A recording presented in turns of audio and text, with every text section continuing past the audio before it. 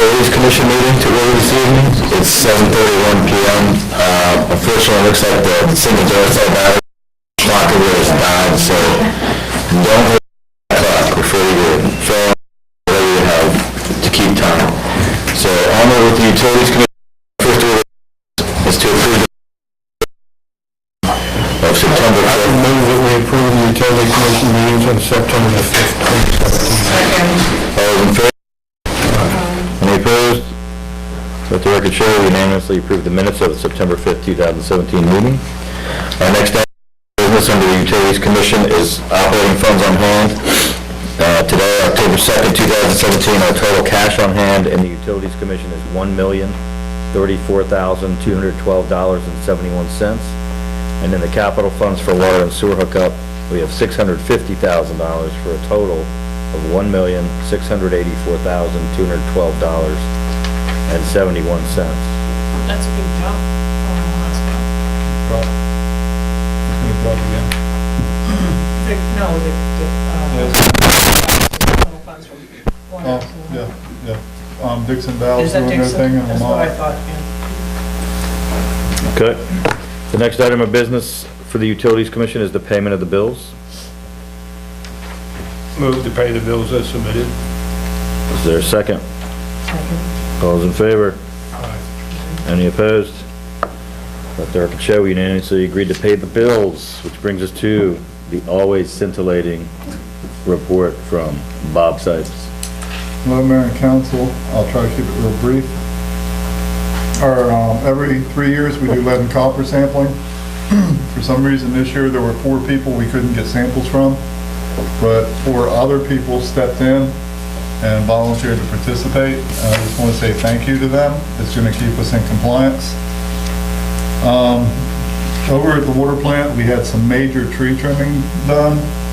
The limbs were overhanging the high voltage lines that come into the water plant, and we did not have the equipment or the nerve to try to trim those back. But you'll see that in the bills. It was rather expensive. I signed the check today. Yeah, I think it was a little over $4,000, but it had to be done. I got a call last week while Delmarva was setting a pole at the intersection of Waldo and Campus. Byford Drive. and Campus. Byford Drive and Campus, that there was a very strong odor of petroleum coming out of the hole. Delmarva and 2 citizens were up there, and yes, it smelled very strong. I can't identify what it was, but we're going to send it off to the lab, and depending on how that comes back, I may be asking to do some core samples in that area. I'm familiar with that property. It belongs to a friend of mine, but how far is that corner where the pole was going in from the well that was abandoned right after the oil spill? I'm going to say straight line, 150 feet. And the depth of that, whatever you found the other day, versus the well head?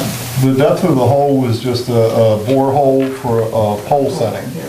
So they only went, I think he said 8 to 10 feet deep, which really surprised me because there should be nothing there.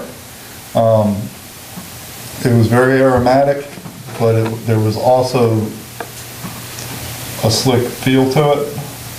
The homeowner, it's in my ward, this property, and the homeowner was told it was the creosote wrapping the bottom of the old pole, which had become very crooked, that was being replaced. I hope that's true. And, you know, she wanted not to push anything further. I said, let Bob Sipes come to his own conclusions. We're going to test it, and if Yeah. it's creosote, we'll know that. Yeah, But that's what I thought. it would be negligent not to check it Absolutely. out. Thank you. And this wasn't in the same hole as the original pole.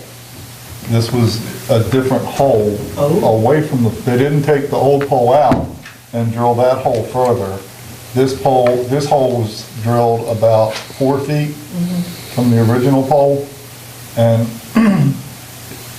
I I won't speculate on it, I just wanted to let you know what we found, and that we're gonna get it tested to see exactly what it is. Will you let us know before our next meeting of the Utilities Commission by email? If I get the results back, Yeah. I can, because this isn't something that I can send to a local lab, it has to go, our lab will pick up the sample, and then they will send it to their mother lab, and they'll do the testing, and then it'll come back the other way, so it may take a little more than the next meeting.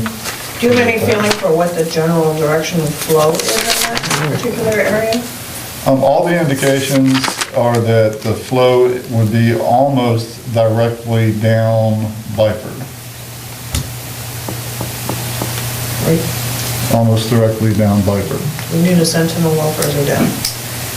Well, we don't, we'll send it in, we'll get it tested, and we'll make a determination from there. I really don't want to assume anything, but I think it's worth investigating and sending off to the lab. If it makes everybody feel better, I doubt that it is related to anything that happened a couple years ago because of how shallow it is and the amount of odor coming off of it, but we won't know for sure until we get it tested. Groundwater doesn't come up that high in that area. Especially lately. We haven't had any groundwater for a month.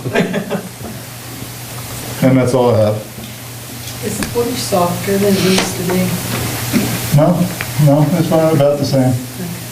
It has ups and downs. We try to maintain a constant pH level of right around a 7.7 to a 7.8.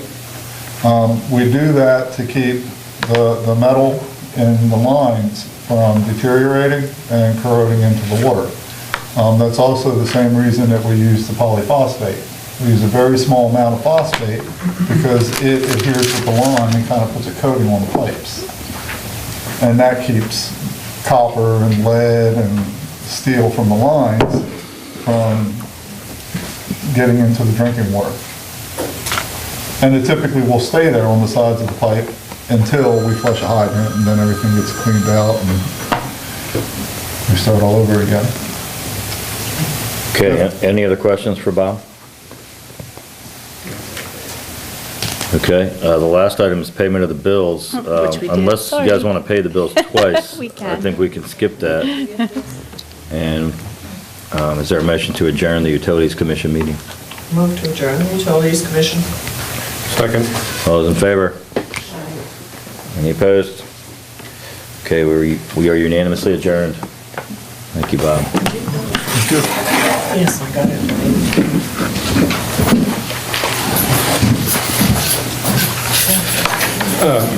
Linda, could you move that mic, that one there over that, between the two of you? Oh, you can't hear me? Yeah, move Bill's over Yeah, towards they're on him. displays. I'm hearing Chris more than anybody. As it should. Okay, we're going to go ahead and convene the mayor and council meeting. It's 7:40 PM. Our first item of business is to approve the minutes of the mayor and council meeting of September 18th of 2017. I would move we approve the council meetings for September the 18th, 2017 as submitted. Is there a second? Second. All those in favor? Aye. Any opposed? Okay, we unanimously approve the minutes. I don't think I have.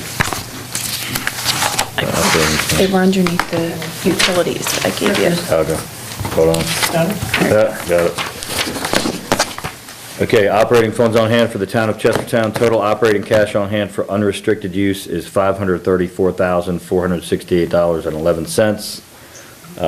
In our PNC regular checking balance for the Broad Reach donations, we have a balance there of $11,606.69. You'll also see that we have $38,313.60 in reimbursement requests from various grants for marina work. So that's what we got. I just would like to point out that this is about, as I recall, about $100,000 drop in cash on hand in a month of September, a time when we usually start receiving tax revenues from the county. I just want to put that out there. I gather that we have not yet received any income from the county for tax revenues, and property tax bills are being paid in the month of September. No doubt. September and December. I know, but there should have been revenue in September to the town. All right. Our next item is the payment of the bills. Is there a motion to pay the bills? I move to pay the bills. Second. All those in favor? Any opposed? Let the record show we unanimously agree to pay the bills. That brings us to, and I hope I don't butcher this, Lauren Osh. Say that again? Ocean Arrow. Lauren Ocean Arrow, Kent and Queen Anne's and Kent County Health Navigator. She's here to talk about open enrollment for health insurance through the Maryland Health Connection.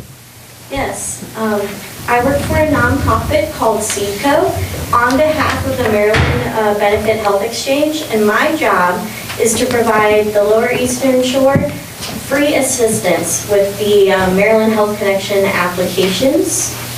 I wanted to let you folks know that the Affordable Care Act is still a reliable and secure option for those looking for health insurance. Those who are on Medicaid or are eligible for Medicaid, the enrollment is year-round. You can go anytime to your local health department or social services and get free assistance for that. However, if you're enrolled in a qualified health plan under the Affordable Care Act, the dates to renew the health plan is shorter this year. The open enrollment dates for qualified health plans, such as CareFirst, Cigna, Kaiser Permanente, all of these private insurance companies, the open enrollment date begins November 1st and lasts until December 15th. There are no reports of an extension date this year, so please, if anyone has questions regarding the current health, your personal health plan, or if you would like to sign up with a health plan for the 2018 year, you can take one of my cards, or you can talk to me at the end of this meeting. I am the local health navigator, and you will be meeting with me personally if you call me and make an appointment, or just walk into the social services office or the health departments when I am in that scheduled facility. Can you give us the dates for that enrollment one more time? Yes, the open enrollment dates for qualified health plans under the Affordable Care Act is November 1st, 2017, and lasts until December 15th, 2017. And for those of us who are not present here, but may watch the recording of this meeting online or on our local access television, perhaps you could slowly give your contact information. Yes, my contact information, you can contact me at LOCHINERO@ESAHEC.org. That's loceanarrow@esahec.org. You can also call me at my cell phone number for work, 443-515-0084. Great, thank you very much. Appreciate that. Okay, next we have the Venerable Ford Schuman from Infinity Recycling. Thanks.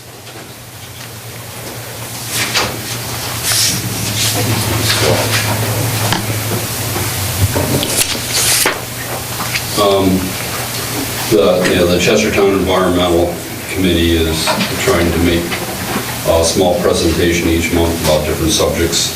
Obviously, I'm here to talk about recycling in Chestertown.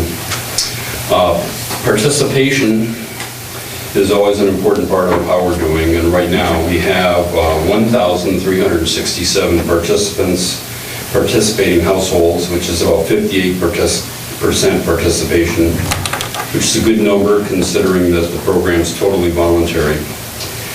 Lately, I've been handing out door hangers like this, and to encourage participants, and we hope to observe a bump in the participation in response to that simple communication. As you know, Infinity Recycling has a dual stream program that requires recyclers to simply keep the paper separate from the containers. And dual stream programs are remarkable in avoiding contamination by requiring just a basic system to further sort the containers into marketable commodities. That system includes a long conveyor that moves the material slowly, but by a 6-person sorting crew. And we have hired 2 sorting crews from the 2 local disability centers, the Benedictine School and the Kent Center. And last year, the Benedictine School honored Infinity Recycling with a Community Certificate of Appreciation. And recently, we were invited to the Kent Center where we received the governor's citation for, quote, dedicated service to the state of Maryland by striving to increase inclusive employment experiences for those with disabilities. We're proud of this recognition, and we look forward to expanding this practice as our volumes grow. This valued community program could not happen without our dual stream system, which wastes practically nothing in contrast to the common single stream system that is promoted by the waste industry and that usually creates a disheartening 25% contamination and rarely does anything with their glass. It usually just uses a cover for landfills. And where ours in King County's being sorted does come back as glass bottles and jars. Another note to Chestertown Recycling is that the county green bins that we've been using and for receptacles along with our pails have run out. There's no more green bins available. Therefore, we've procured 2 different colored bins for the new households. And you'll start seeing those out on the streets. I would like to suggest some things to improve recycling in Chestertown. And first would be to make an effort to properly label all discarded receptacles. That means not only labeling the recycling containers, but also the trash containers, so people just know. I was recently in Grand Central Station's New York City's Grand Central Station, and they had obvious labels all over. It looked really great. The second suggestion is to practice recycling's equal opportunity, which means to always have a recycling receptacle next to a trash can and vice versa.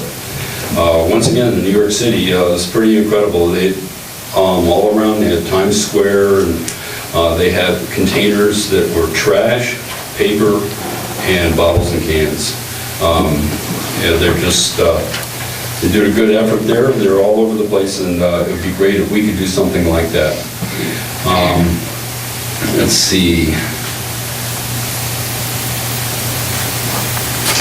Right now, we have like a lot of, Chestertown has a lot of containers, good-looking containers on the streets and in the parks.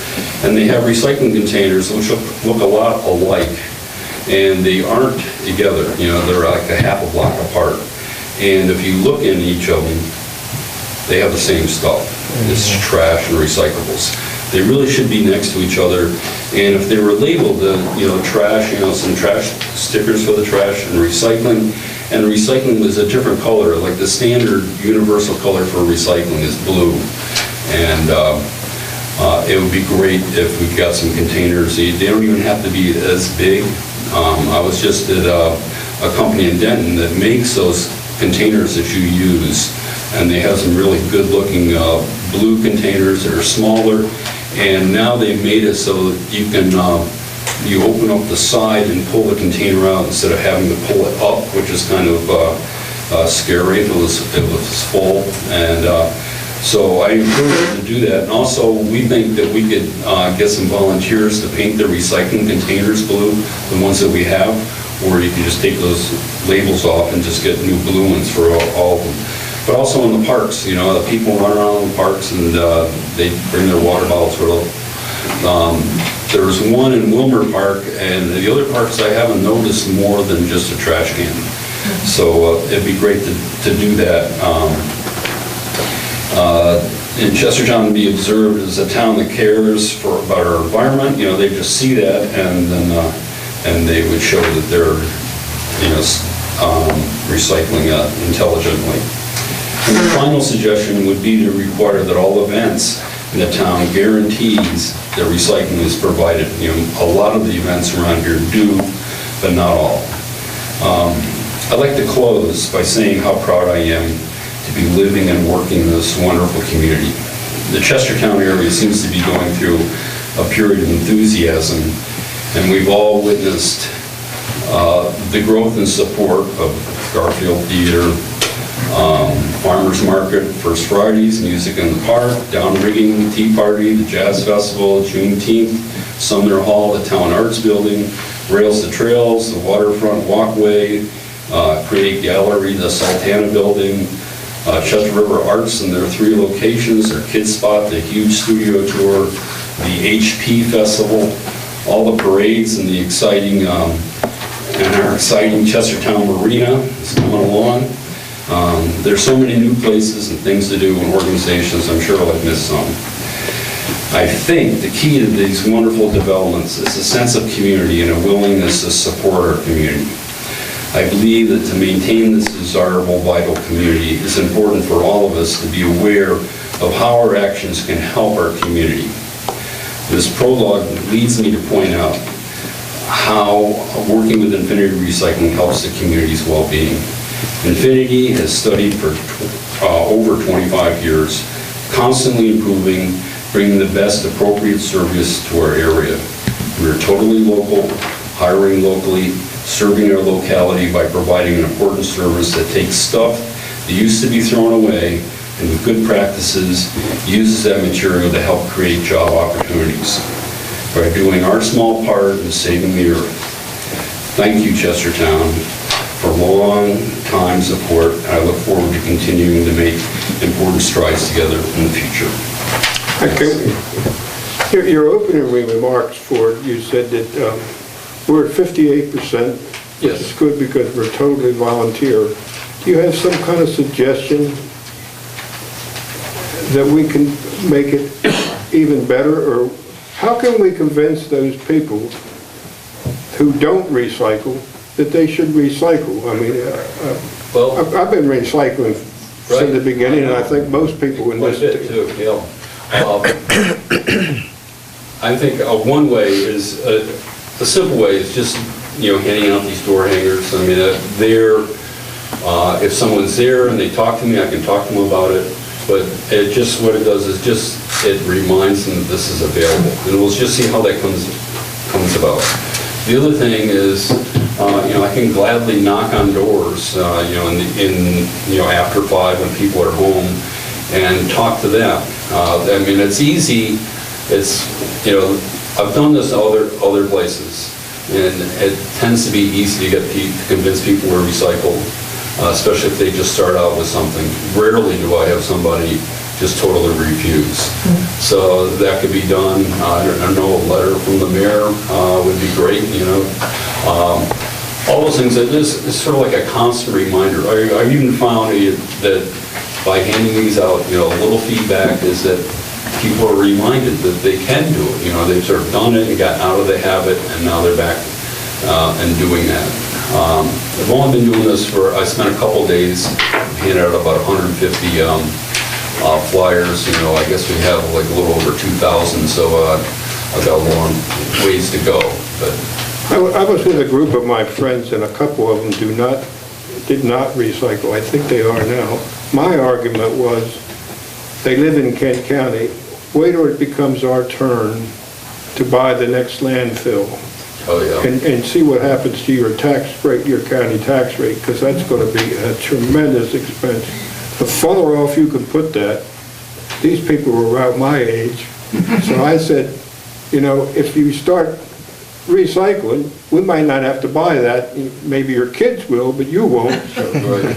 But if we don't recycle, it's going to fill up, and I think we're next. Are we next, Bill? At next county. Last. Yeah. Yeah. It's interesting with Easton, the recycling got started before Easton closed for the state. And when it came for time for Easton to close up and move it to the next spot, which I guess is out by Ridgely or Denton, It's Caroline County, yeah. there in Caroline County. Easton wasn't full, they had plenty of space. And I think that's what a lot of places are finding, and then they're finding that that's a good thing, and it just encourages more. There's a lot of good recycling programs. We're it's kind of tricky in our rural area, because recycling is like not a very high-priced material, and you need a lot of it, and we don't have a lot of people around here. Yeah, I've advocated for some time, and I brought it up before the council a couple of times, that we go to once-a-week garbage. If those people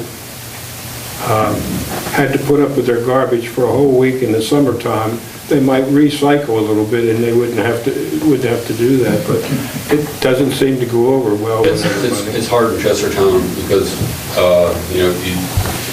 everybody's close to everybody else, and we don't want to just cut the trash service in half, and cut their business in half. And I would guess that throughout this country, that's a very small percentage that picks up more than once a week. Though. Oh, yeah.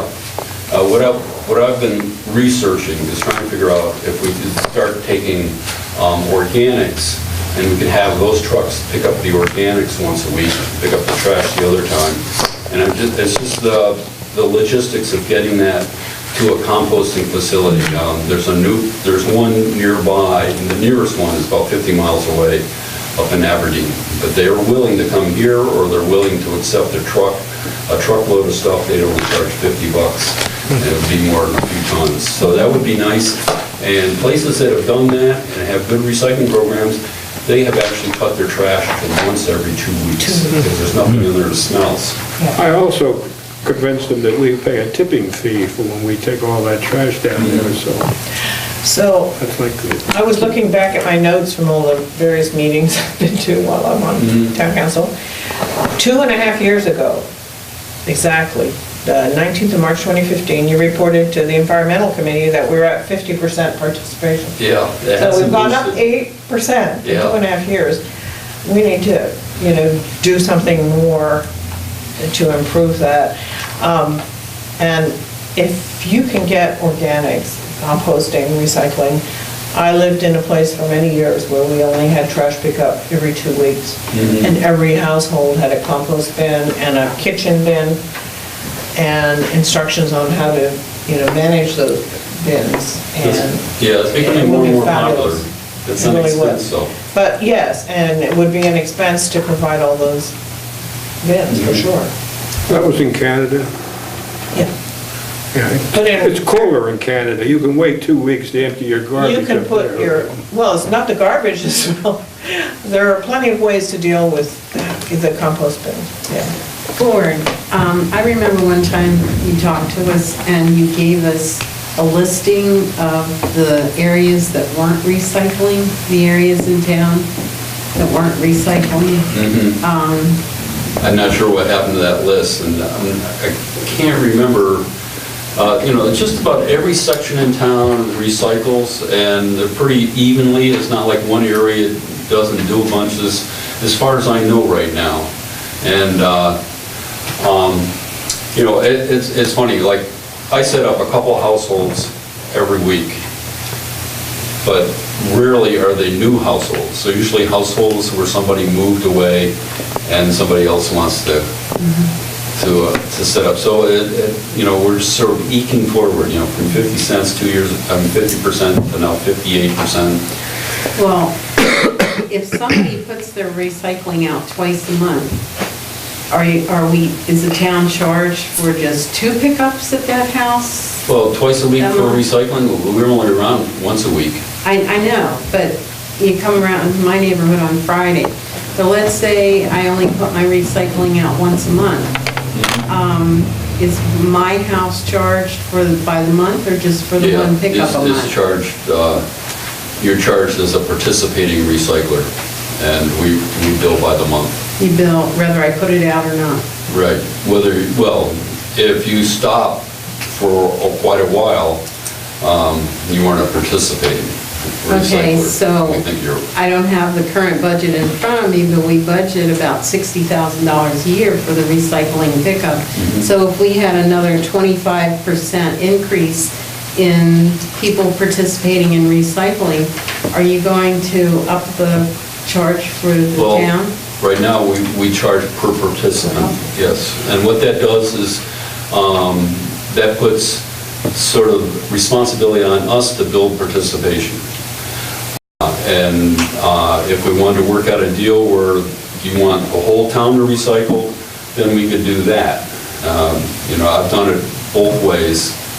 And, the times I've done it where the town just said, we'll pay you for everybody here, and we work out a deal. And that gives the responsibility for the town to build participation. And the one town that I did that, Ridgely, it was like a failure. I mean, after a couple of years, I said, you should just change it, because you only have 30 people recycling, and I think they have 300 or 400 households here. So, it just depends on who's inspired. If you're inspired to go out there and knock on doors, well, more power to you, and we'll work out a deal for the whole town. But as it is now, and I've held back because when we started, the markets or, the economy was really bad. And so I wasn't aggressive in getting participants, and because, I just didn't want to make it a bigger bill. But right now, we'd like to get more participants. Okay, any more questions for Ford? Okay. Thank you very much. Thanks for the job. Thank you. Okay, next on the agenda is town manager. Okay. So, I'm going to delegate my first part of my report to Jen. An update on the election so far. So far, we have 4 candidates who've put in their name. 3 will be running for the first ward: Owen Bailey, John David Foster, and Bob Miller. I have officially certified Ellen and Bob already. David Foster will do on Friday. For the third ward, Ellsworth Tolliver is the only person who has put in his application, and he is certified. Friday is the last day to register to vote over at Kent County Board of Elections, and also the last day for filing. And the Board of Election Supervisors will meet again on Friday at 5 o'clock to go over all of the candidate applications. And then the election is on November 7th. and I am working on my paperwork. I need people to sign my Friday petition. by 5. I'm busy, man. It's hard to go door to door. That would be very interesting if you failed to do that. I know. Pass around here. That's gonna be, it might be a Thursday all-nighter, but it's gonna happen. I think we should let everybody know, there is no such thing as write-in, so don't plan on sneaking in there with a write-in. No, they can't do it anyway. I met with the Kent County Board of Elections, and I need 18 more. I told them not even to put it on because they would have to have all their financial paperwork in beforehand. 17, So there's I not even a spot to write it in. And that's all I have for Audience that. avert their eyes while we're doing She's allowed to sign it. it. Yeah, absolutely. Anyone in town limits. Yes, Mayor, of course you can. It might be a last-minute blitz at Bocce on Thursday. That's a good idea. Okay, second thing is, we have we have Tess here from the HP Festival and Kay. Backup, yep. You're as backup, and they've been doing a lot of work to recreate and improve last year's application. And I don't think there's a lot of modifications, but would you like to come up and explain? I think it'd be better if anybody has any questions. I know Jen's really been helping us and. Well, the question might be, does the council really have the application? Have been shared with them? We have. No, I don't No, have. you don't have a copy of the application? I have it in the mayor's file. I would just like to say that we are supposed to have these permit applications 1 month before the event. We've been struggling this year. You guys want street closures on Friday and Saturday. I think that event organizers don't realize that we have to reorganize the shift schedules for the police and all kinds of, the street workers that, clean up trash, has to be done, and 1 week before is just not acceptable. So next year, Please try and have the committee be better. This was. It's not fair to our employees. Yeah, absolutely, and this was certainly not our intention.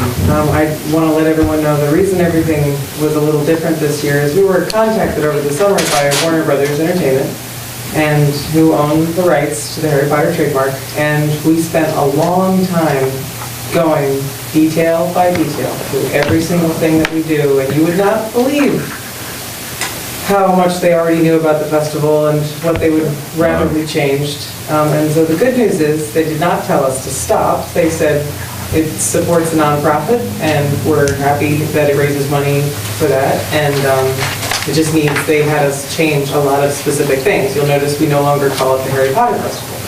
We have to say HP, can't use the words Harry Potter. But that really held us up. We had to change all of our promotions, how we promote, every possible little bit of copy, everything that we do in regard to the business relationships and how the sponsorships work. And we also had a lot of our key volunteers get married and move away this year, which people are wont to do on the volunteer committee. And I, unfortunately, for this festival, had a baby in February. So we've been really short-staffed. Yep. Kay was really kind to help us out with town relations and sort of try to streamline our permit this year to get it to you. And so we have sort of extra handouts, I guess. Yeah, I gave one to Linda, and I'm going to send one to Chief Baker. And I will say, I believe Chief is aware of the festival, Yes, ma'am. correct? And we also, the street crew is also aware of what's happening, just so that you know. Right. We kind of pulled out last year's to make sure. Do you have a It could boy have or a been in my girl? mailbox today. Oh, so it's not named I Harry. had a copy of the permit, so. Could be Yeah, I Harry. thought it had been emailed as well. I'm sorry if I didn't realize I was supposed to do that. I thought they had it by email. How would they get it by email? Well, Kay sent it to me and to the chief. Yeah. No, Someone's got to go. I'm not blaming anybody. I thought you guys were going to Hey, put formal, Chief, so formal. they've really hustled since our last meeting when we realized that it wasn't in. And I think what I'd like you to do is just describe how small the street closures really are. You have an tent in front of the Garfield, right? So it's just that one little block there and all the, And when is that? That well, we're will, getting there. Friday night. Were you asking me or? Well, Chief Baker? actually, I was making sure Chief has seen all this, but very similar to things in the past, there's a tent that's going up on the street Friday in front of the Garfield. So that block, as I understand, from Queen, High Street, from Queen to Lawyers Row is? Correct. You're asking to be closed on Friday, correct? What other closures happen on Saturday or Sunday? Saturday morning early, I can't remember what it said in the permit, it was either midnight on Friday or Saturday morning at maybe 7 a.m. Saturday at 7. Where to complete our section, going from Court Street, Lawyers Row, all the way to Spring Avenue, leaving Cross Street Right, open. Cross Street will be open, but each Right. side of High Street, on either side of Cross, up to Spring, on the other side, that'll be Right. closed, and they're actually putting activities In the street. Okay. So it will be safer without people. But Park Row will be open, Park Row and Park will Cross be Street. open for the farmers market. So the farmer's market, and so Chief vetted that, right? Yes, sir. And our street superintendent vetted that. So there's been a lot of work behind the lines done to make sure that when you saw it, it would be approvable. I haven't seen it. When you saw it, you're seeing it right now. I am really sorry, I sent you the rough, and I didn't realize. Yeah, You have it. I don't know. I usually don't send out copies of I know, a yeah. permit to the Actually, that's council not- before a meeting.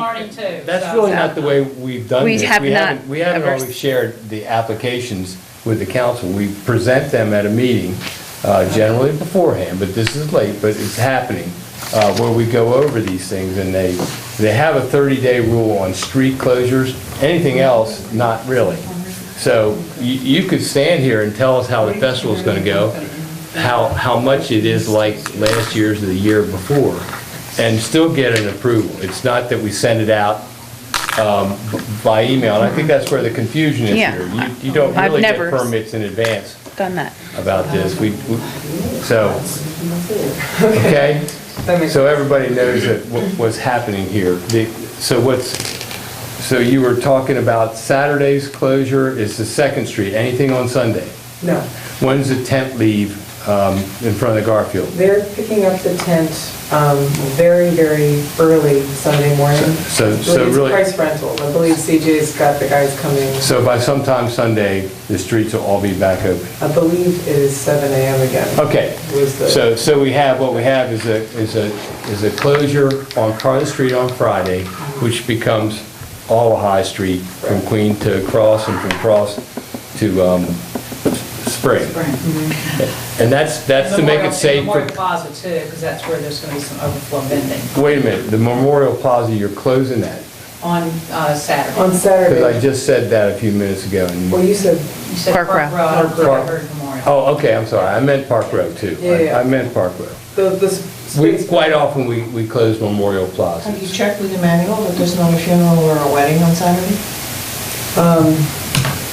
Yeah, but you will. Will. Yeah. Will. And what about all the activities in Fountain Park? When are those going to be set up? They will be set up, their setup time starts between 7 to 9 a.m. And how does that mesh with the market? We have been talking a lot with Wanda and with Owen way ahead of time and individually, and so we don't have the clashes that we had last year. And so everyone is all in agreement and understands that some of the vendors have signed, the regular farmers market vendors have signed up to be part of the festival. And so they have been designated a spot Okay. in the park. And we have these park maps to show. Well, that's when I was, Linda seems to have a copy of that, which I do Yeah, not. I have. I So wanted, but now I see. some of those numbers relate to And we have a existing whole- farmers market Right. vendors. Now, But the before we farmers market see is- this up, the artisans, I see got it. artisans Oh, name on your vendor booths Well, in so- the artisan section. Owen called me late this afternoon, and the farmers do not want to have their spaces on Cross Street and This is the the park. Park Row interrupted. The spaces on Park Row would never have been interrupted. And for the- Cross for the Street. farmers. The Cross Because Street, we have somebody on the corner of Cross and Park that has very, very, very heavy pieces to unload. Yes, We I've know talked to this. Stephen, so Billy is not coming with his sheep trailer and his lamb meat. He won't be there. And Stephen Green, who does the chainsaw furniture, was thinking about whether he was going to come, and I told him he will need to be over at Memorial Park. So everybody's been very gracious, I will say, so I don't expect See, any problem.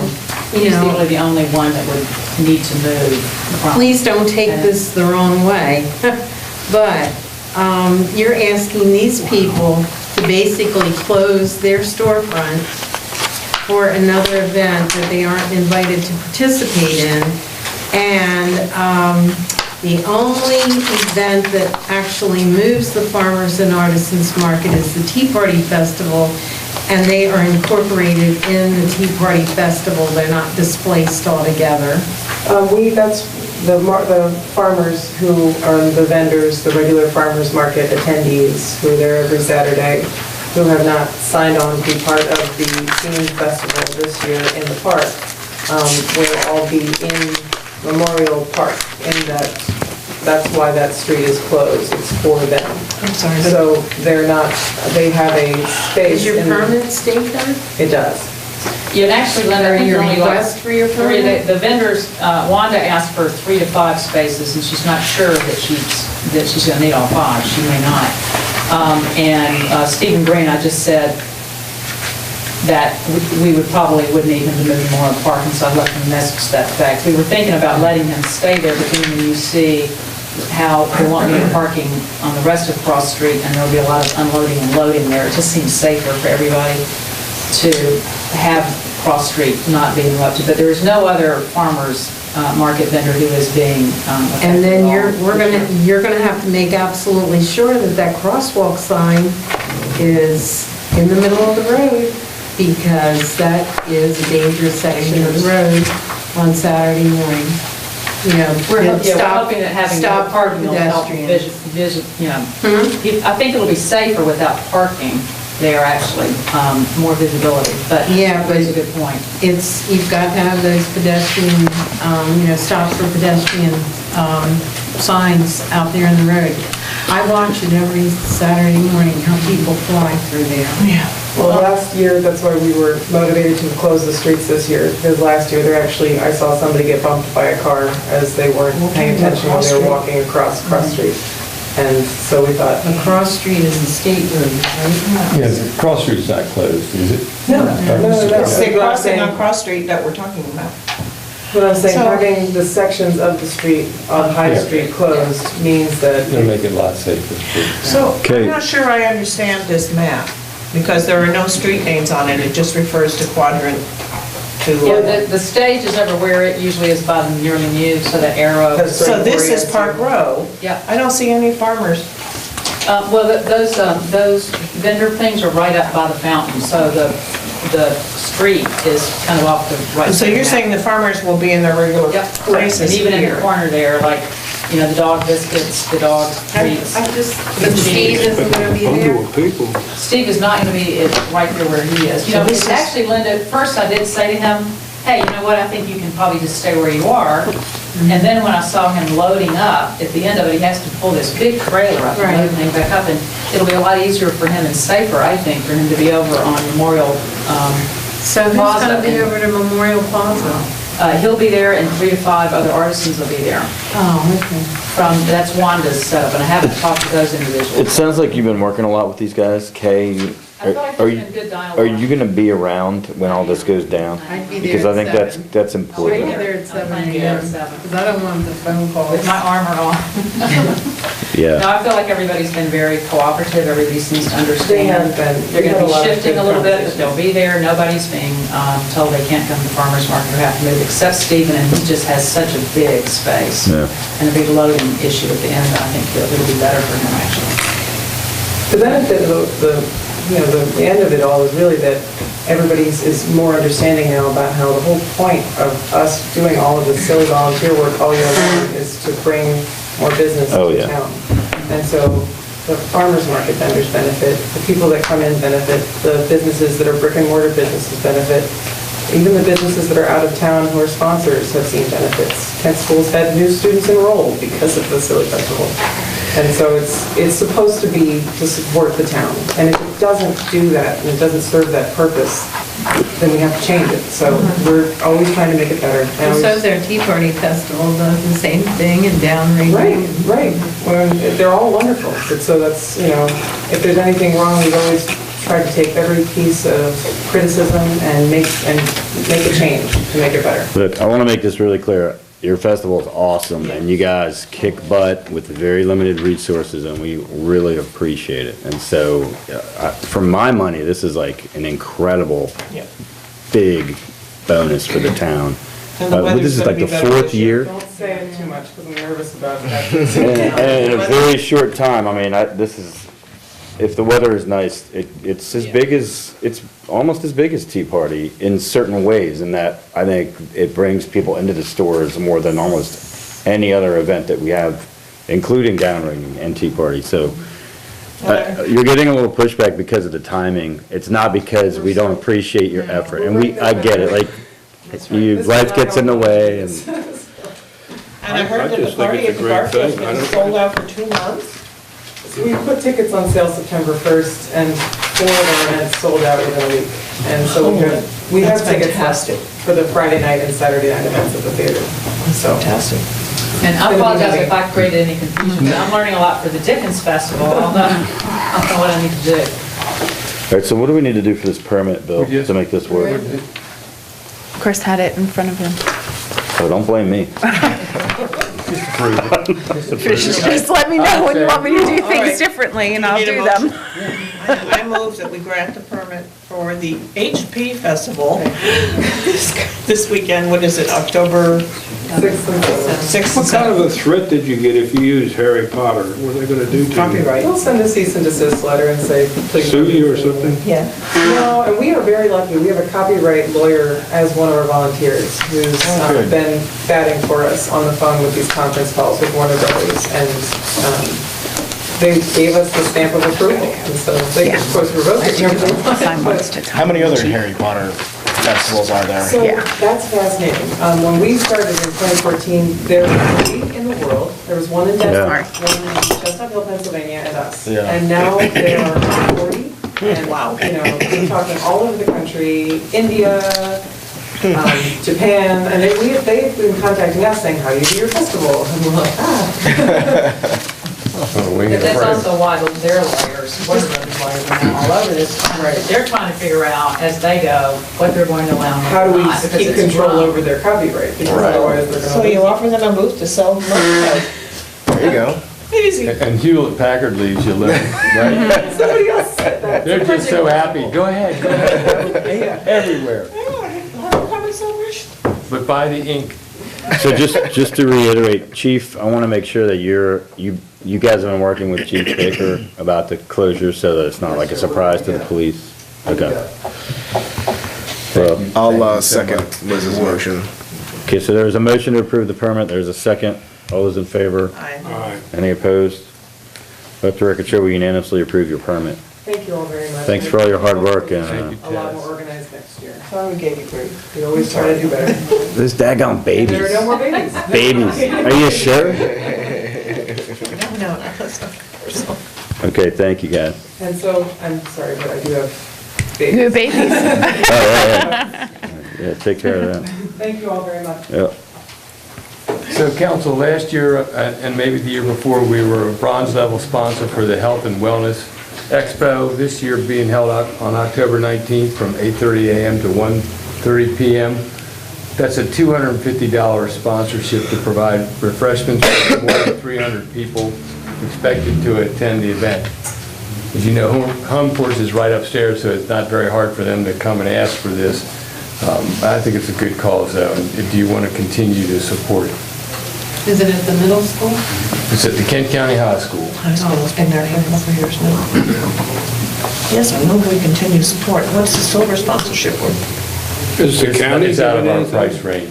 $250, we do give them free room and board. That's probably. true. Do you know if the county's kicking anything? Let me check the backside of their request. Oh, there's nothing here. I have no idea. I move think that they- we sponsor. I think they do a lot more than we do. Okay, Liz is making a motion. I move that the town renews its sponsorship of the Health and Wellness Expo this year, sponsored by Home Ports, that we continue as a bronze sponsor. Second. All those in favor? Any opposed? Let the record show we unanimously agreed to sponsor Home Port's Health and Wellness Expo, again at the bronze level. Got one other thing that I've been meaning to bring up. The Sultana model that we had at the Visitor Center for so many years was a gorgeous thing. It found its final home at the new Sultana building. And our model maker, Mr. George Klein, who's a high school graduate, I think, circa 1940 from Chestertown High School. He's also, he did the model, the scale model we have at the train station, but he also does buy boats and fishing boats of local origin. So he built these, and with a little bit of complaint from his wife, they donated both Wow. to the Visitor Center. That's awesome. And they're under glass, and as you can see, they're very attractive. And this is George himself, who I think is over 90, putting the model together and putting the acrylic over the top. So I just wanted to give him a thanks in public. He wouldn't like that I did that, but I think somebody should say, A thank you? we can. The mayor can sign it too, Or probably. maybe like a proclamation? We could and we Thank you, should. proclamation. Because if you haven't seen the train station model, it really captures another era. It goes back to, say, 1940. It's under glass right in front of the receptionist desk in the visitor center. You tend to not notice it, but it's three-dimensional. It's really neat. And I had Case got all excited today because his sculpture was coming into town, and Wow. it's now at the park.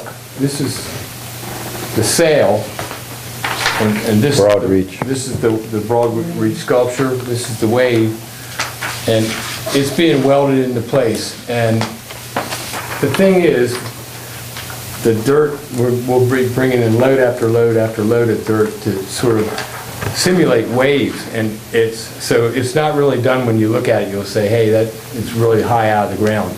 But we bring the waves up to it, and I think we have a donor for all the topsoil. If you ride around town enough, you'll see a lot of dirt. Maybe at Lamont Chemical, maybe at Dixon's new campus out there. But anyway, really exciting stuff. That's great. Cool. And I think Ford really nailed it on the head. There's an awful lot of stuff that's happening around here when you add it all up. Can I mention too that the dedication of the Broad Reach sculpture, which is open to everyone, is Saturday, October 14th at 4 p.m. at the site. It'll be a nice, fun little dedication. That concludes my report. All right. The mayor's report. Item number one, if you haven't been to the marina in the last week or so, I'm really happy to say that our contractor has been back on the scene, building the newly re-engineered boat ramp. And so they've actually done a lot of work in the last few days. They've driven, I think, almost every piling that needed to be driven. They've put in a new wall of sheeting that will be the retaining wall on the far side of the ramp. And you can really kind of start to see it taking shape, and it's going to be a humongous improvement over what had been a deteriorating ramp with big slabs of concrete that were eroding away and whatnot. So that's been really, really exciting to watch. And once that ramp is completed, they will also be putting in a floating pier adjacent to the ramp that will run almost to the corner. We'll have floating finger piers, and then we'll also have two fixed finger piers on the end of that section. And just to be conservative, I'm going to say that work will hopefully be done by around Thanksgiving, but it could be sooner if they stay at their current pace and the weather continues to cooperate. And the boat ramp may be done as early as downrigging, but I don't want to make any promises because it's a complicated job. But anyway, it's been really nice to go down there and see work getting done. I'm also meeting with Bill and Case and representatives from Maryland DNR to talk to them about funding they've already awarded us that we're trying really hard to spend. And we'll know a lot more about our future plans after that meeting on Friday. So does the new boat ramp still incorporate the piers for the travel lift? It will. Well, it's right next to the travel lift. Wider or? The boat ramp will be a little bit wider, but it will also, a new feature will have, it will have a 6-foot wide floating dock. I understand. So where does the travel lift go? It's gonna stay right where it is. You'll see, if you go down and see, it's right on the other side of the wall. It gets a little taller to bring it up to the grade of the new bulkhead. Okay. This past Tuesday, the county commissioners had invited all the mayors and council members of all the incorporated towns to come talk to them, as they're required to do by law at least once, about the possibility of giving the towns, really restoring their tax rebate to the towns. This is kind of a complicated topic, but in a nutshell, as Chestertown residents, you all pay a tax to the town of 37 cents for every $100 of assessed property value on your home. And you also pay a property tax of $1.02 for every $100 to the county.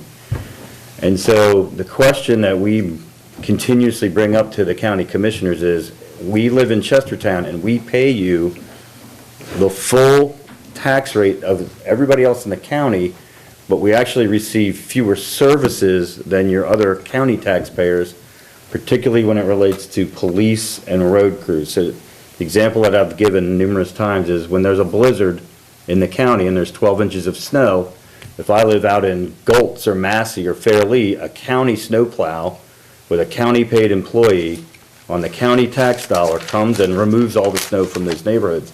But that county snowplow does not come into Chestertown.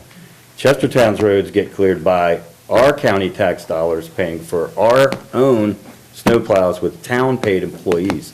So in essence, one way you can look at it is that our county tax dollars as Chestertown residents largely go to help underwrite services for people that don't live in Chestertown, to people that live in the county. So what what almost every county in the state does to make that right is they look at incorporated towns that have their own tax base, and they either compensate the towns directly with a rebate check, which we used to get from the commissioners. At one point, it was about $100,000 at its highest, which they phased out in 2014, ironically, the year that I took office, and they've never restored it. What other counties do is they give what's called a tax differential. So they might say, hey, our county property tax rate is $1.02, but in Chestertown, where you cover a lot of services with your own tax base, we're only going to charge you 98 cents. So they give basically a discount. Our county is one of only 3 counties in the state that does neither of those. So we all went, and somehow I happened to end up being the spokesperson for all of the towns, and basically pleaded our case yet again. They definitely didn't make any commitments or promises, but they said they would take it into consideration, and at this point, I think that's probably all we're going to get, is have that be considered again. But they were, they were basically receptive, and we'll just have to see what comes of it. I did explain that this issue is particularly acute for Chestertown because we're the biggest town in the county by a huge margin. We have 5,200 residents, and the next largest town is Rock Hall at 1,300, and it goes way down from there. And so we have a $1.5 million bill every year for police. We have a $1.5 million bill every year for road crews. And when you compare that to, say, Betterton, there's just no contest. They don't even have police, and they have some town staff, but it's minimal. So one of the things that Shelley Heller said is that what a lot of counties do is they negotiate with each individual town on a case-by-case basis, which I think would be fair, because the problem is it's a particularly big issue for us because our budget is so big. We're basically providing services for a quarter of the county's population on town taxpayer dollars, and it saves those guys a ton of money by not having to pay for those services. So I think most people get it. I'm not convinced that those guys totally always get it or have the funds to do what I think would be the right thing, but we definitely made the case. I don't know if you have anything to add. Marty Stetson's been a big proponent of this for a long time, and Because I live in town and I pay Yes. taxes, so.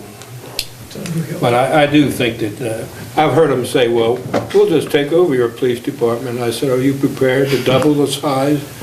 Our police department answers more calls than the sheriff's office does throughout the entire county, so I'm not sure they're ready to do that, so.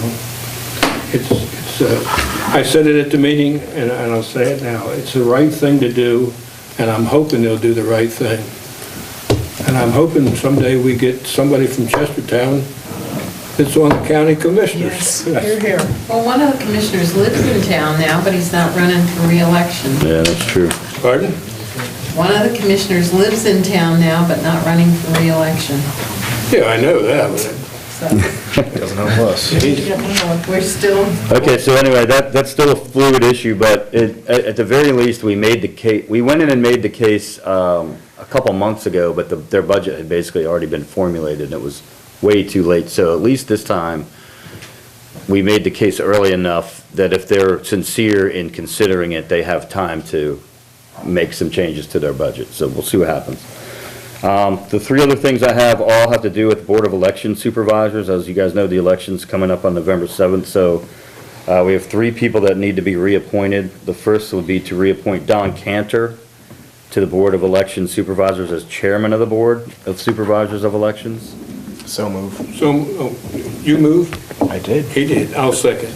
All those in favor? Aye. Any opposed?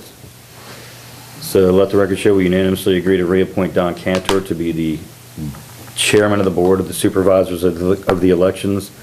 The next item is to reappoint Cheryl Hoops to the Board of Election Supervisors. I'll move. Second. All right, all those in favor? Aye. Any opposed? All right, let the record show we unanimously reappoint Cheryl Hoops to the Board of Election Supervisors. And lastly, is to reappoint Loretta Lodge to the Board of Election Supervisors. So move. Second. All those in favor? All right. Any opposed? Okay, so we unanimously reappoint Loretta Lodge. Got all that, Jim? I got Is it. that gonna help you out in your Yeah. election duty? It's nice to have people I have that- to have them. You need Couple them. people. Not only is it gonna help, it's needed. That's I right. will say, they take their job very seriously. That's great. I've sit in on where they did some vote counting on absentees and so forth, and there's no fooling around. Those people are really, really serious about their job. Yeah, it's great. It's great. They do us a great service, for sure.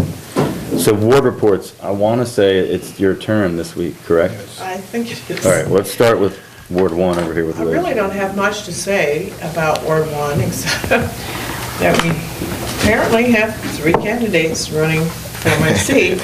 So I would like to remind everyone, but especially Ward 1 voters, that Friday is indeed the deadline to register to vote. So if you have changed your address, or if you're not registered, please take care of it before Friday.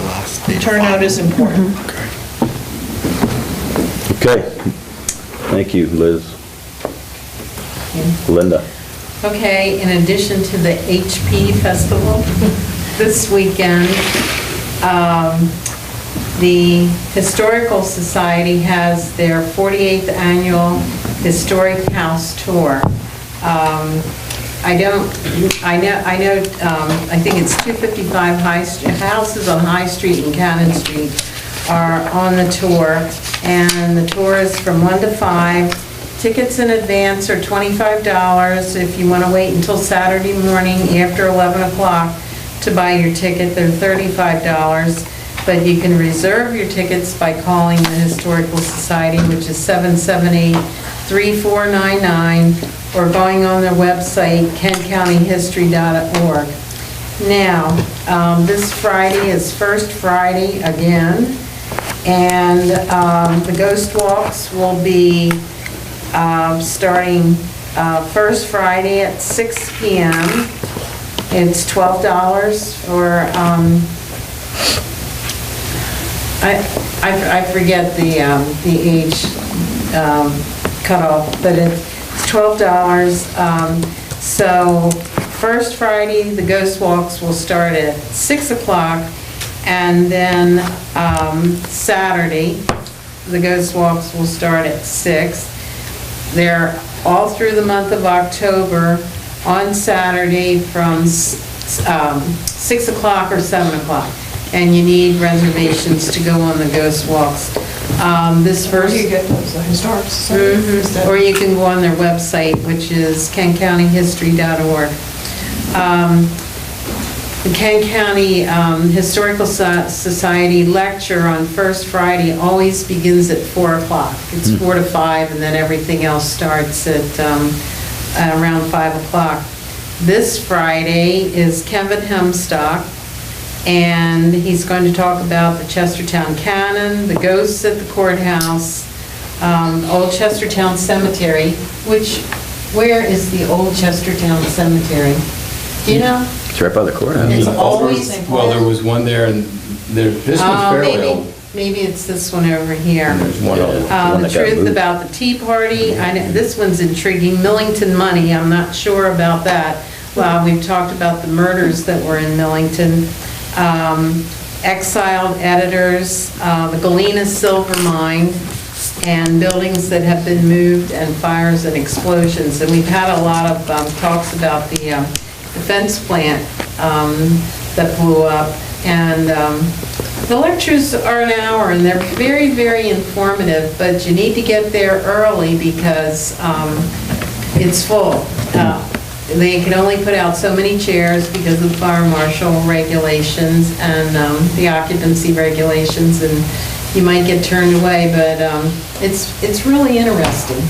Cool. And you can get your tickets Saturday morning for the historic house tour starting at 11, and you can get your map. So that's all for this weekend until Halloween. Nothing going on in Chestertown. No. So, My phone is constantly going off with, volunteer times that I have to volunteer and appointments, and so we have a lull in between this weekend and downrigging and the Halloween parade Yeah. on the 28th. I am trying to keep up with the conversation regarding that cell phone tower. Yeah. Where did we leave off with that? Because I saw Liz's comment about the how you had a confusion regarding how the town wasn't being helpful or something like that. Well, there were some minutes from the DCA and some documents that talked about resistance from the town, and other emails that we all received talked about how helpful both Chris and Bill were. Right. So I'm saying, so where's this resistance coming from? So, And I didn't get any answer from anyone. Bill, do you see this project moving forward? I mean, is this something that we can expect to happen? Because it needs to happen. Which project? The cell phone tower and the Dixon, the tower being on Dixon property and all of that.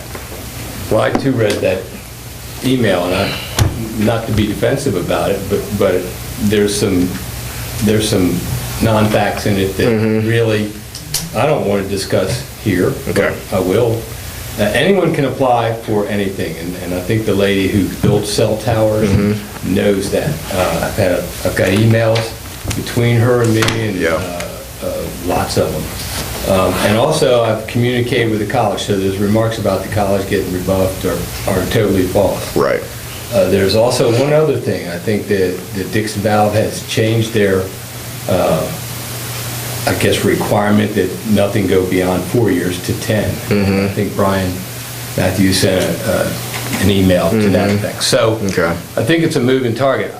I'm ready for any application anybody wants to take. If I give people information, if they ask me for information free, like Barbara Pivek did, I will give it to them in a friendly manner too. So is this something I don't change zoning, and that's something that's not that easy to do. It's not impossible. So this application goes before the planning commission? It would probably ultimately go to the Board of Appeals, but yes, Board the of Planning Appeals. Commission. And it may actually come to, and this is why I want the council to be careful, it may actually come to you for a zoning change. So the more you're into it at this level, the less you'll have the ability to rule on it later. I think and I counseled this lady a lot. Obviously, my time is free, but I have a lot of experience in different things as they go to the Board of Appeals. And there's more than one way to skin a cat. So she sells towers. She profits by selling towers. So the other option, I think, would be the quickest one. The existing tower that Washington College has been donated to them. I think possibly their agreement with the corporation who owns the land underneath it to allow a 10-year lease, it may work out. Good. And there are other options too, but they never submitted them. I think we don't do this by popular vote. And so that's it. People, I'll just say that people that have like a profit motive at stake don't always get the bigger picture of how big of a deal a zoning change could be, because if we change the zoning to allow for that tower just because a bunch of people wanted it, it could potentially open the floodgates for what if John Doe uptown, they want a cell tower right there and it's not allowed in their zone. Right. So I don't think people usually understand the town's side of a zoning change. They think we can just flip zoning like that and it's not a big deal, but it is potentially a big deal. And if, in an ideal world, if the existing tower can be utilized. Right. That's the best case scenario for the town, I think. So that would be an upgrade of what's on that tower already. It's not only this tower issue. People come in here, and if they don't get what they want, they automatically say, well, the town's against me, and they're working against me. Right. But, the town we have rules and regulations and zonings, and it has to be abided by. Sam, I want to say one other thing. We haven't ever had Verizon in the same room with us. I mean, I think what they're saying is Verizon needs to go on a tower to service the community and the college better. So I've never talked to them, maybe you have, and I know you've been working on a committee that works on cell and Wi-Fi for the downtown and how that sort of works with FTS's plan, so. So this, Barbara doesn't represent or work for Verizon in No, any she way? builds towers. She builds the towers, And okay. those companies go on those towers and rent from her. So this is all speculation then? Absolutely. Now, I want to be careful. I don't want to discuss this subject like this, but you've asked the questions and I've answered them. So I believe that's what she does. That's how she makes her living. So I assisted Verizon a long time ago in building the tower on land owned by the town on Shield Road. It's a co-location tower that's there right now. The revenues are immense. We get about $48,000 a year of ground rent for those 4 people that are located on the tower. So it's lucrative. It is. So, anyway, I think that's really enough said. I do think that we should meet with Verizon, one of the main carriers in this area, about DSL, about bandwidth for, and I think we should also explain to people the difference between Wi-Fi and cell service. Yeah. There's a difference. But both of them are not good in town. Yeah, And but I think what most anything- people want is cell service. Right. They want to be able to use that cell phone, But for- even in the park. But for businesses, Wi-Fi, But they can get, there's different ways to get Wi-Fi for yourself as a business. yeah, but Right. but the temporary people that come into town, we're losing vendors for festivals because they can't. That's mostly cell phone. Yeah, I suppose so, yeah. But here's another thing too, the owner of the tower needs to be consulted, I mean, hey, the same- you should start with the owner of the tower. Actually, we should have all those people in the room, so Yeah. it's not an email to Right. 12 different people who know Right. nothing about what's Right. going on. So if we want Verizon to come in our town and improve the signal, we need to get Verizon, and we need to talk to people who do have existing towers. That seems faster than trying to put one where they're not really allowed at first. Right. So, Okay. that's why, I mean, there's a lot of moving parts to this, so. Gotcha. I think we're going in the right direction, but it's not really, it's not a popular vote. It's not done that way. We have election that is, but this isn't. And the best, I find that the course of least resistance, and when I tell people about zoning, tell them to find a place that permits what they want to do first. If there is none, then approach the council or the planning commission and say, I think it's needed here. Yeah. That's why we put it in LI1 zoning, cell towers, because we wanted them where there were other large buildings, where they were sort of blend in, larger sites. Okay. Well, thank you for the clarification. Sorry. I mean, Sorry to it go on. was, the messages were coming from all It was sides. crazy. yeah. So, It yeah. is, it's wheel spinning, and I'm sorry you have to do it. Okay. Okay, Marty. Nothing to report from Ward 3 on this, well, I just needed some additional This is not clarification. exactly ward report information, but I lowered my flag today because the president said it's a thing to do. At 59, which is probably going to go over mass shooting that happened in Las Vegas. And I think we all should all pause a little bit to think about those victims and families. And I've also thought about why in a country where we're 5% of the population do we have 30% of the mass shootings in the world? And my opinion is that we glorify the people rather than vilify them. Billy the Kid was a hood. He gets shot by a sheriff named Pat Garrett, and the movies come out making Pat Garrett the bad guy. Bonnie and Clyde were nothing but bank robbers and murderers, and they become movie stars. So I think we need to change the feelings about people who do these crimes. The shame should be so deep that nobody would want to shame themselves or their family to do these things. But it can happen any place. It can happen. It can happen in Chestertown. And so, and the more they glorify it, the more you're going to see of it. It'd be nice if it was just a little tiny print in the back of the page, but we can't do that. So, on a happier note, townies won their last 2 bocce games. So we're on a roll. And we're after you, by the way, Owen. I know that we're going to come get you. He's running down the golf. But we're doing He better said in we the won our Orioles. last 2 as well. It's in last place. I didn't have any ward report, so I just thought I had a chance for a soapbox and I wanted to use it. So. All right, Marty. Okay, there were no requests to be on the agenda. Are there any questions or comments from the audience tonight? Yeah, I do. Okay. Tom Miller, I'm one of the candidates, Ward 1. When I was living in DC and riding the metro, they would say, if you see something, say something. And I walk around, Ward 1 with my dog probably 5 miles every day. And there's 2 things that I have found that maybe it's because I'm an accountant and I like taxes and I go to codes. And I look at the city ordinances and I go, Well, I did find a property on, it's on Waldo and East Campus with grass higher than 8 inches.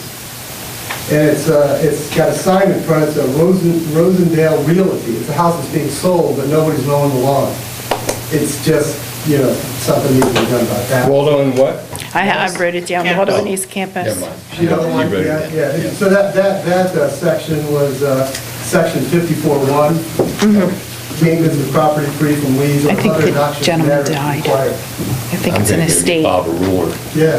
The second one is a car that's been parked near the corner of East Campus and Barrel.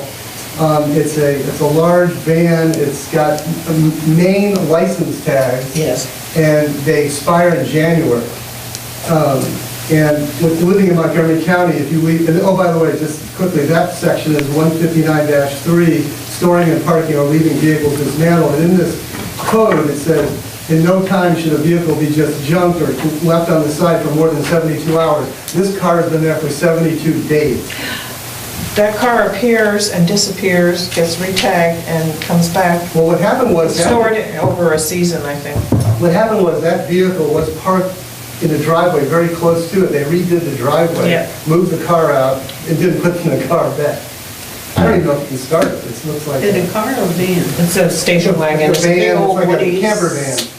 Oh, we're talking about different. On A campus? camper van. It's a station. Campus and Barron. No, it's not a station wagon. It's a large, On campus at the bed and breakfast. And today I noticed a car on one of the side streets, and I have to go back and check it out. Good stuff. It's actually covered with one of those cloth vehicle Yeah. covers. Yeah. So it's clearly stored there. Yeah, If it's, I only noticed it for the first time today, but if it's there a few days from now, I'll be letting you know. well, this particular one's been there for a couple of months. Anyway, I don't know, again, planning ordinance code's pretty cool. See Yeah. something, say Yeah. something. Does it have valid registration? Well, yeah, the registration, I suppose, is valid in the state of Maine, but I'm not a... No, I mean, is it expired or? Oh, no, it's not. Like I said, January 2018 is expired, but what I'm saying is, isn't it true in the state of Maryland that you have to kind of get new tags if you're outside, if you're out of the state, you have to get new tags in 30 days, or what I understand. Yeah, I'm not sure about that. I don't know, but police would know. Okay. Anything else? Any other comments, questions from the audience? I'll just point out one thing. You mentioned the Home Ports Health Fair, and Deborah Mazier, one of the co-chairs of the Rural Healthcare Study that was formed because of our issues with our hospital. She will be at 12:30 at the health fair, giving a little bit of a summary of how that whole process Great. went and what to expect. So, Okay. good opportunity to get caught up. I also will be at the Expo and Wellness Fair, handing out my cards, providing free assistance for those who need to ask questions about their current health plans. Great. Anybody else? Okay, is there a motion to adjourn? So moved. All those in favor? Aye. Any opposed? Okay, we are unanimously adjourned. All right.